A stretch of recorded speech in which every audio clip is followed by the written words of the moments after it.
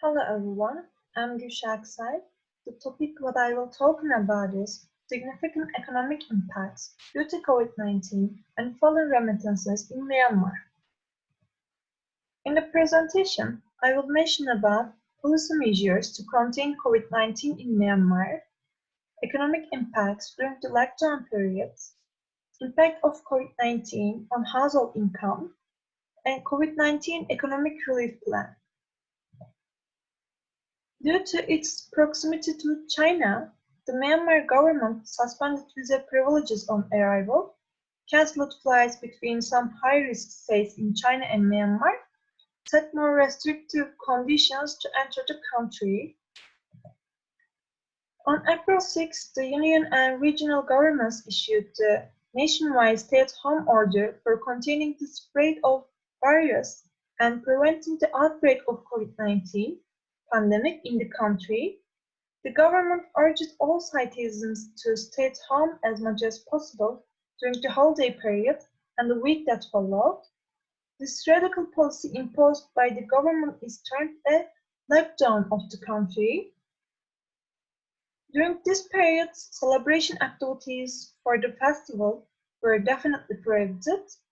All non-essential businesses and schools were closed.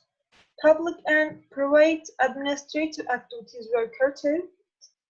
Most industrial activities were shut down, and travel and movements were restricted. The stringent stay-at-home measures were a significant blow to the economy of Myanmar. It has caused a drop in exports and lost revenue from tourism and international remittances. The resulting economic costs are quite large. The flow of goods and services was exposed to direct and indirect adverse effects due to the lockdown and subsequent restrictive measures. The analysis shows economic contraction in Myanmar as a result of the country's two-week lockdown. National GDP declined by 41% compared with a normal situation without COVID. GDP in the service sector fell by 56%. GDP in industry fell by 52%, in which manufacturing declined by 40% and construction declined by 82%. Although most agricultural activities are exempted from lockdown policies, economy-wide connections such as loss of remittances income, fallen exports, decreased intermediate demand from Myanmar's non-agricultural sectors have led to a decrease in consumer demand and difficulties in the operation of some agricultural businesses. Therefore, the agricultural sector was affected significantly indirectly. It is estimated that totally the impact of the lockdown period on agriculture was a 14% reduction overall. Temporarily, poverty and food insecurity have occurred in many Myanmar households due to these negative short-term economic shocks. The sharp decrease in remittance income is predicted to continue for more than a year. It is foreseen that many households that have low income and close to the poverty line to become impoverished, and there will be a large increase in the number of poor households.